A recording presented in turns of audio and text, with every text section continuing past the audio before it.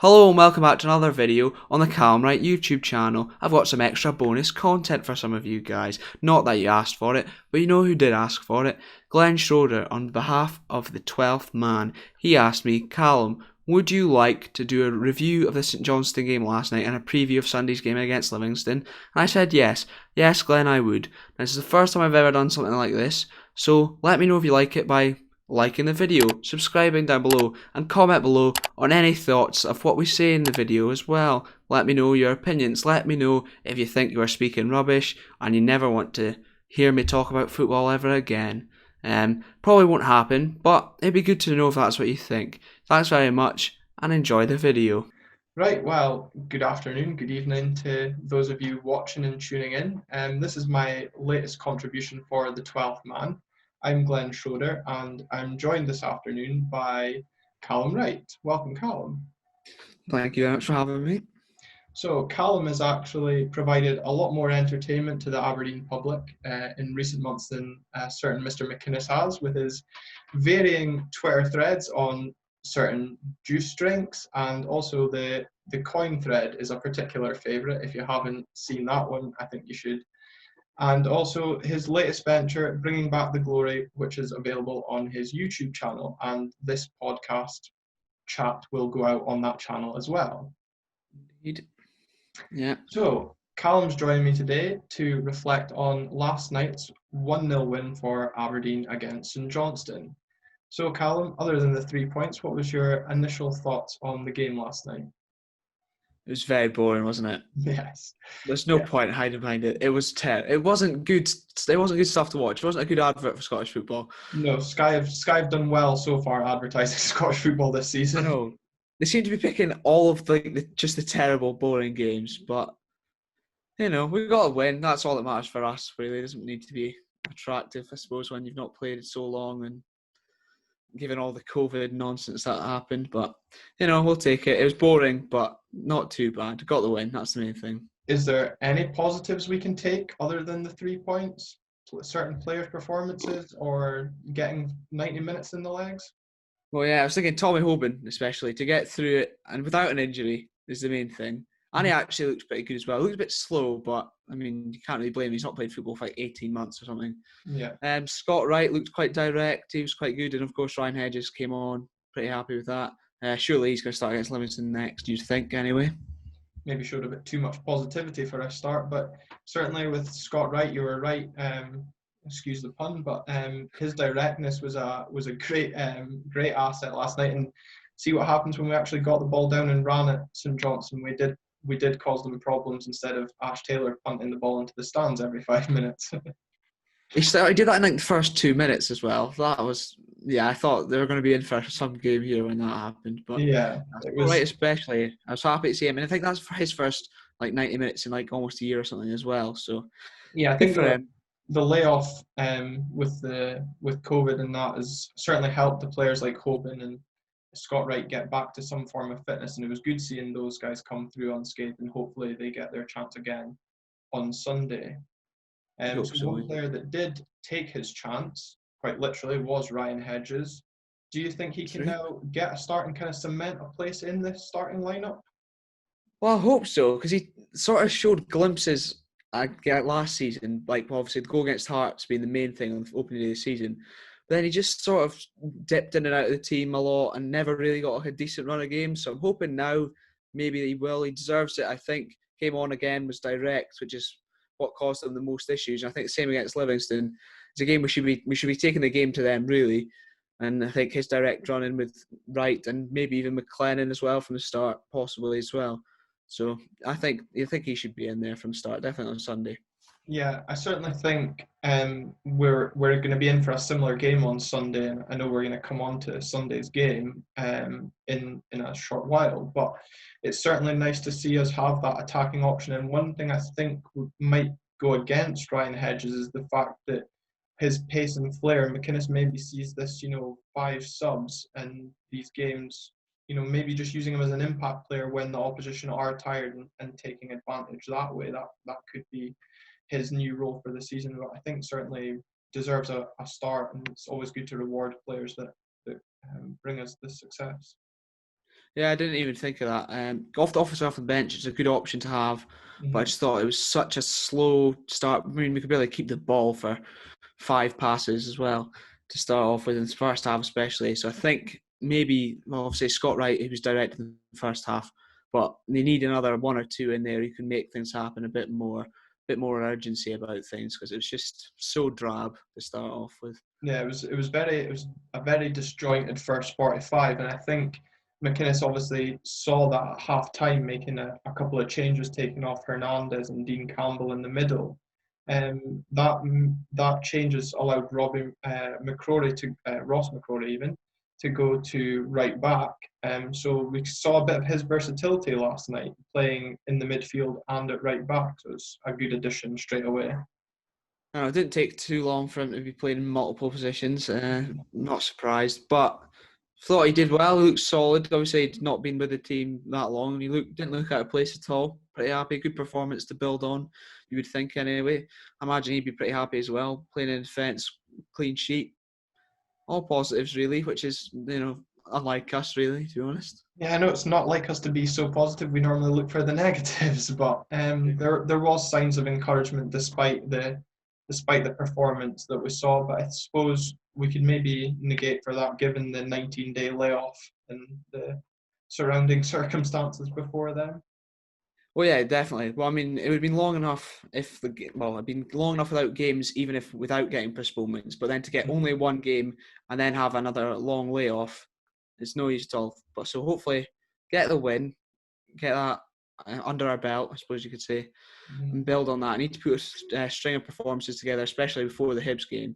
So we've got Livingston next and then European game. That's a good chance to get a couple of wins, some more minutes under the belt then before our first real proper test. I hope I'm not going to regret that come Sunday, but we'll see. Yeah, I know there's a problem with these podcasts and jinxing the future. So we'll see if that happens or not. Something we've touched on already with the likes of Scott Wright and Ryan Hedges. Certainly before Hedges came on, we seemed to have a real lack of creativity within the side. Do you think that's just down to players on the pitch or lack of game time? I think it'll definitely come when there's a bit more match sharpness in there because it did look really, really sloppy. Um, but I suppose looking at Ojo especially, he couldn't play a 10-yard pass. The Yeah, Belgian Pirlo couldn't play a 10-yard pass. I was I very know happy with him. our But let us down. I know, but the one positive from that is he did, and especially before he went off in the second half, he was sort of more keen to get up and support the forwards from midfield, which I think will maybe help in the future. If McCrory's sitting deep and then Ferguson's probably the best of the midfielders, he'll be able to break from midfield and support. But Craig Bryson, he actually came on and he looked very positive for Yeah. the short amount of time he was on. Yeah, big role in the goal, obviously taking the defence out of the picture, dragging players wide to allow Hedges to cut inside as well, showing a bit of experience. And I think after his involvement in the Soul 8, he's got a lot to prove to the Aberdeen fans. Yeah. Well, I reckon without that, even he did, because all of last season, how many times did we see him? Mhm. So, but hopefully, if he stays fit, and that, well, yeah, it was definitely positive. He came on with a bit of energy for sort of an older player. He came on with a bit of energy, and yeah, he looked very positive, making some good runs from midfield, which is what we needed, definitely. Yep, so we've got our first 3 points and clean sheet of the season. We move on to Livingston on Sunday. Another tough game ahead against another defensive-minded team. Yeah, well, they've just signed 2 players, I realised. Some guy on loan from Monaco, Serrano, and the second guy, he's from the German lower leagues. I'm not even going to try to pronounce his name, it won't end well. But yeah, they main point is we're playing at home at least. So Mhm. it's not, we've not got the pitch to contend with. So I don't think that would be ideal, given the long layoff with all the games, and then to go and play on the plastic pitch, which seems to cause a lot of people problems. Yeah, the But plastic pitch is always a good talking point in the 12-man group chat, so I'm sure they'll be delighted at you to mention that. But I mean, Livingston have signed a striker. That's something that we could really do with just now. Well linked in Callum. oh, I Um, know. Marley Watkins, a name linked. What's your thoughts on him? I saw that. I seem to remember him being a winger most of the time I get for Inverness, and I saw that and I thought that's just like another sort of fill-in kind of player who will play up front but isn't really a striker. He's not really an out-and-out number 9, which is what we need. But one thing I did see also, Anthony Stokes possibly going to Livingston was the other one, and I thought that would be bizarre if he ends up at Livingston. But I As long as think that deal doesn't happen before Sunday, then I think we'll be okay. he'd be 'Cause that'd be guaranteed to score perfect. against us. Yeah, he'd be guaranteed to score against us. But Marley Watkins, I would rather a number 9. But I suppose he was, he's decent enough player. But I just seem to remember him being usually in behind the striker or coming off one of the wings. So Yeah, we'll see how that there goes. has been talk of obviously this being linked with an international striker, and I suppose he has had game time for Wales. So, but like you say, I seem to remember him more as a winger for Inverness. So, and I kind of tend to agree with you. I know me and you've discussed previously other names, Eamon Brophy and Lee Griffiths. Obviously, Neil Lennon coming out today and saying that Griffiths won't be going out on loan, so I suppose that rules him out. But would Eamon Brophy be the type of striker that would excite you at Pittodrie? Definitely would. Sort of an actual number 9, but also the work rate is something you've got to look at. And he's, a man willing to press, which is always good, especially if you go against some of the bigger teams, Celtic Rangers. That would be ideal. And, he's been great for me on Football Manager as well. I was going to So, say, a player you know all too well. exactly, it's just a bonus, really, isn't it? Hopefully, if he did come, it would end up better than the Edmonton one. Yeah, well, it can't be much worse. So it'll be interesting to see how that develops over the next coming days. You never know, we might even have a striker in by Sunday. We can only hope. So we've already mentioned that we're probably going to be in for a similar type of game as we were last night, very defensive game from the opposition. Do you think Livingston can pose any form of threat to us on Sunday? I definitely think they've got the capabilities to. Saying this. Sorry? I don't really want to jinx it by speaking of threats in Livingston and not coming I up know. with any. I know. Well, I mean, they've got a few decent players in there. They've signed Alan Forrest from Ayr, who seems to do pretty well in the Championship. Whether he can perform in the Premiership, yet to know. Obviously, a younger brother of James Forrest, not that it means anything. But, you never know. He might be able to, might spring a surprise on us. And Craig Sibbald as well. He always looks quite handy. No Lyndon Dykes, though. So that's sort of the main thing. So I'd be pretty worried about him going up against Ash Taylor, to be honest. But we'll see. We'll see how this new guy goes, to be honest. Don't have a clue. Never seen him play. So. Yeah, I think for us, them missing Dykes is obviously a huge bonus for Aberdeen, especially say against our centre halves, because we're sometimes a bit liable or dodgy at defending from set pieces. So that's a bonus. But they've got good midfield players and they're always a well set up team. I remember listening to an interview with Holt, and he said, we always set up to get a point and defend the point.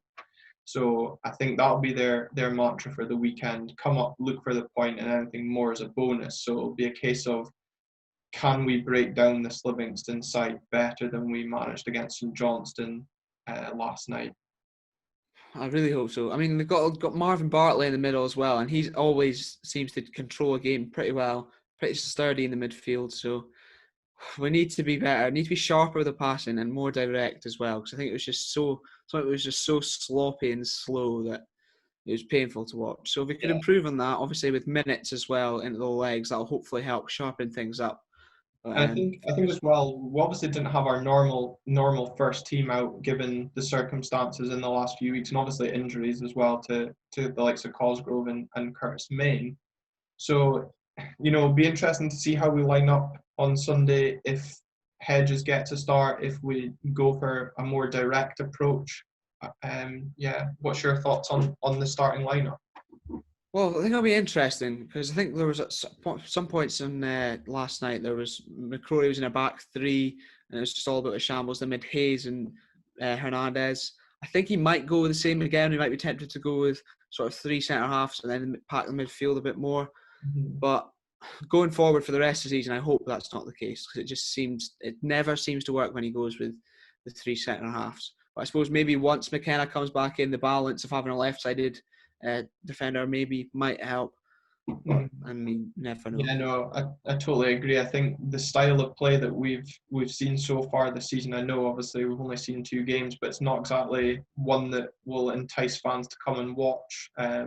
and even those of us that go home and away, like me and you, it's not exactly producing entertaining football. But I suppose the results are the most important thing, and that's what we got out of it last night. But it's will be interesting. I certainly think though if we pack the midfield, we're definitely going to be in for a similar game as to last night with the midfielders that we've mentioned from Livingston. But so I would like to see maybe a McLennan come in or Hedges as well and get that directness and run at Livingston and certainly cause them a few problems. We're at home, get an early goal, settle the nerves, and see where we can go from there. One other interesting point is obviously that the home form of teams in general hasn't been great since the restart. I think the last 2 weekends in a row has been no home wins in the 3 o'clock kickoff. So is that something you think will play out through the season, without fans, that home teams might struggle? Well, I think there is obviously like no home advantage of having the actual fans there. I suppose being a familiar setting will help. I Mm-hmm. think possibly it could, for as long as there's no fans there, it might be a sort of pattern you might see, but definitely just glad it's not. We're at home. The plastic pitch, that's the only thing that I think might give us an edge, being at Pittodrie instead of down there, to be honest. Yeah.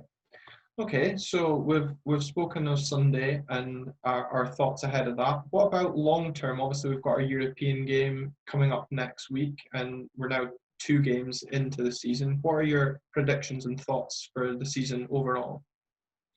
Well, I wasn't very optimistic after the Rangers game, I'll say that much. But there seems to sort of be a siege mentality that's maybe been created, which of course was sort of infamous in like the 80s. Ferguson Mm-hmm. set that in from the off. Yeah. So I think if we can make a siege mentality, then I'll be a bit more optimistic than I was originally. Mm-hmm. Whether we can properly challenge even Rangers, as much as I hate to say it, to get second, I'm not too sure. Hibs looking very good. Like Motherwell on paper have a very good squad. Have been a bit patchy form, and Dundee United back as well. So I think third will probably maybe be where we end up again, but mainly competing with Hibs for that. But in Mm-hmm. the cups, you never know. We love a little semi-final and then doing nothing. But hopefully we can get a bit further. Of course, is that in October, I think it is, Yeah. when that comes around. But yeah, very, very packed. I think possibly the European fixtures being played over one leg, well, it could suit anyone. But I'm hoping we can use it to our advantage and just get the result in the first, especially if we're at home. Just get the result, then you don't have to worry about away goals or any such things. I don't know how they're going to play that out, actually. If it's 1-1 after full time, would then would the away team go through, or does it just go So extra time? I think what's been happening is straight to extra time and penalties from what I've seen that's been happening so far. But no, I think I kind of echo your sentiments on your predictions. I think as much as I'd like us to be obviously up there challenging, I think given what we've seen so far this season and obviously the potential for a fixture pile up, we've got injuries already, I think we'll see ourselves probably battling Hibs for third. I know Hibs will certainly fancy themselves for that given their strong start. And that was something I alluded on to the podcast I did earlier this week that we're already behind in terms of games, so it'll be interesting to see if the pressure applied from being kind of behind takes its toll on us. And certainly for Europe as well, I'd like to think we could certainly beat this Faroese team next Thursday, and it's a one-off tie, especially if we're at home. Maybe does favour us. We should be seeded again for the next round, and hopefully, depending how things go, could potentially get a third round seed. So be nice to progress in Europe and get to the group stages, but I think it's maybe a bit too ambitious. At this stage, I'd even take the playoffs. If we could go one round further, the third qualified round, I'd even be happy. Yeah, But I mean, I think though if we're going to get to the group stages, it'd be nice to at least get the fans back for that. It's no fun being in Europe and not being able to go to these games. it would be typical, though, wouldn't it? It Oh, would be typical of us for the one time we actually get to the group stages, no one can go. It would be typical. Or same in the Scottish Cup. It would be typical if we actually won the thing, but nobody could be there to see it. yeah. But we'll Oh, see how it wow. goes. That was a good review of last night's action, and I look forward to what we expect from Sunday and the season ahead. Probably a load of rubbish, but hopefully those of you that tuned in have enjoyed yourselves. as we just try and make a lighter note of the terrible stuff that you had to watch last night. Yeah, it wasn't good. It wasn't good at all. Callum, thank you very much for joining me today. No, thank you very much for having me, Glenn. And we hope you all enjoyed listening. And there we have it. Thanks very much for watching this video, and thank you very much to Glenn and the 12th man for letting me have this opportunity to upload this for you guys. If you did enjoy, hit subscribe, hit the like button, and comment down below with any thoughts on the topics we covered. And I'll leave the 12th man details and Glenn's details in the description as well if you want to go and check them out. Thanks very much for watching, folks, and take care.